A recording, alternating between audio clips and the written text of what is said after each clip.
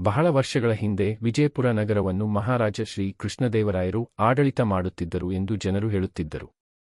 ಅವರು ಧೈರ್ಯಶಾಲಿ, ನ್ಯಾಯಪ್ರಿಯ ಮತ್ತು ಜನರ ಸಮಸ್ಯೆಗಳನ್ನು ಕೇಳುವ ಒಳ್ಳೆಯ ರಾಜರಾಗಿದ್ದರು.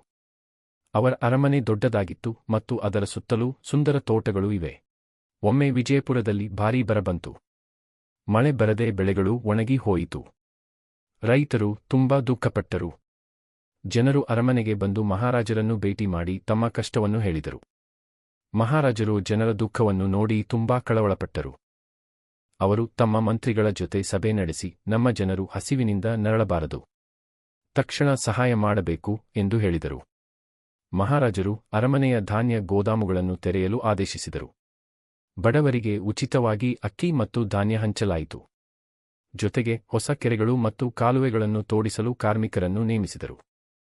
ಕೆಲವು ತಿಂಗಳುಗಳ ನಂತರ ಮಳೆ ಚೆನ್ನಾಗಿ ಬಂತು. ರೈತರು ಮತ್ತೆ ಕೃಷಿ ಆರಂಭಿಸಿದರು. ವಿಜಯಪುರ ನಗರ ಮತ್ತೆ ಹಸಿರುಮಯವಾಯಿತು. ಜನರು ಮಹಾರಾಜರ ದಯೆ ಮತ್ತು ನ್ಯಾಯವನ್ನು ಹೊಗಳಿದರು. ಅವರು, ನಮ್ಮ ರಾಜನು ನಿಜವಾದ ತಂದೆಯಂತೆ ನಮ್ಮನ್ನು ಕಾಪಾಡಿದನು ಎಂದು ಸಂತೋಷಪಟ್ಟರು. ಆ ದಿನದಿಂದ ವಿಜಯಪುರದ ಮಹಾರಾಜರ ಹೆಸರು ಜನರ ಮನಸ್ಸಿನಲ್ಲಿ ಸದಾ ಉಳಿಯಿತು. ಈ ಕತೆ ನಮಗೆ ಒಳ್ಳೆಯ ನಾಯಕನು ಜನರ ಕಷ್ಟದಲ್ಲಿ ಜೊತೆ ನಿಲ್ಲಬೇಕು ಎಂಬ ಪಾಠವನ್ನು ಕಲಿಸುತ್ತದೆ. ವಿಜಯಪುರ ನಗರವು ಹಳೆಯ ಕಾಲದಲ್ಲಿ ವೈಭವ ಮತ್ತು ಸಾಹಸಕ್ಕೆ ಪ್ರಸಿದ್ಧವಾಗಿತ್ತು. ಆ ನಗರವನ್ನು ಮಹಾರಾಜ ವಿಜಯಸಿಂಹ ಎಂಬ ನ್ಯಾಯಪ್ರಿಯ ರಾಜನು ಆಡಳಿತ ಮಾಡುತ್ತಿದ್ದನು. ಅವನು ತನ್ನ ಪ್ರಜೆಯನ್ನು ತನ್ನ ಕುಟುಂಬದವರಂತೆ ಪ್ರೀತಿಸುತ್ತಿದ್ದನು. ರಾಜನ ಅರಮನೆ ದೊಡ್ಡದು, ಅದರ ಸುತ್ತ ಸುಂದರ ಉದ್ಯಾನಗಳು ಮತ್ತು ಎತ್ತರದ ಕೋಟೆಗೋಡೆಗಳು ಇದ್ದವು. ಒಂದು ದಿನ ರಾಜ್ಯದ ಜನರು ದೊಡ್ಡ ಸಮಸ್ಯೆಗೆ ಸಿಲುಕಿದರು. ಮಳೆ ಬರದೆ ಬೆಳೆಗಳು ಹಾಳಾದವು. ನದಿಗಳು ಒಣಗಿ ಹೋಗಿದ್ದವು. ರೈತರು ಸಂಕಷ್ಟದಲ್ಲಿದ್ದರು.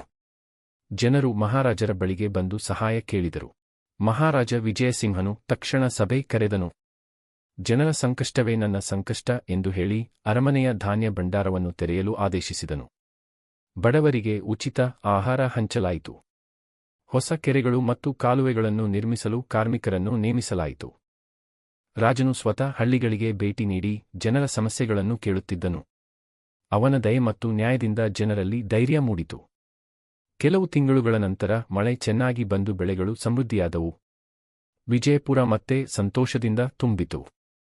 ಜನರು ಮಹಾರಾಜರನ್ನು ಹೊಗಳಿ, ಇಂತಹ ಒಳ್ಳೆಯ ರಾಜ ನಮ್ಮ ಭಾಗ್ಯ ಎಂದು ಹೇಳಿದರು.